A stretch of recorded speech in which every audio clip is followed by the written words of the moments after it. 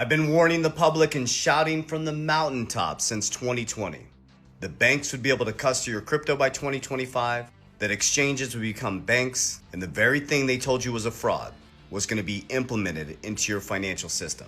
Your financial advisors are here in the very near future going to start approaching you around allocating some of your portfolio in crypto assets like XRP, Bitcoin, Ethereum. Why those three?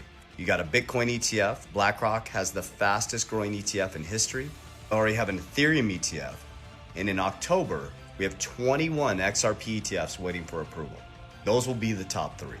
So your asset managers, they get paid under assets under management, are going to be like, hey, Mrs. Jones, let's get some of your portfolio in Bitcoin. Let's get some in XRP and maybe some in Ethereum. Now, why would they want to do that? Because imagine if you allocated 5 to 3% or even 5% of your portfolio into these assets that have fixed supplies. An asset like Bitcoin that's grown 50% every single year. And my XRP went up 800% from 2020 to 2025, and it's about to make some exponential moves in the next 5 years. Well, guess what? Their assets under management are going to become much greater. So I think it's beautiful, the fact that things like this, and the fact that Ripple has applied to be a bank charter.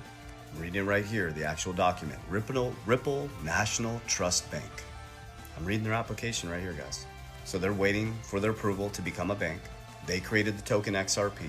Coinbase will be a bank. Kraken is already waiting for approval to become a bank. Wells Fargo, Bank of America, Chase, eventually will be custodying your crypto. We're so close to getting the Clarity Act, it's going to give them full clarity on how to operate in crypto. But what will happen is the public will wait until full adoption, until the prices are through the roof. Hype is at an all-time high. But what we did is we locked in, we studied methodically, and we made very sound choices. What we believed would survive from 2020 to 2025, and now we're really consolidating into a mature portfolio of what we believe will survive from 2025 to 2030 and what will be the new infrastructure of the financial system.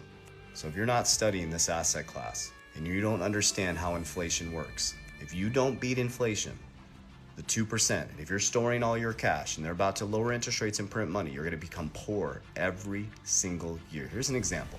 My parents' house cost $25,000 in 1973. Their house peaked at almost $430,000 not too long ago. People would say, wow, their house went up to $430,000. They did awesome. No, that is the devaluation of their dollar. It's the exact same house. Their buying power decreased. If they would have put that money into a traditional market for 50 years, that 430 would be multi-million.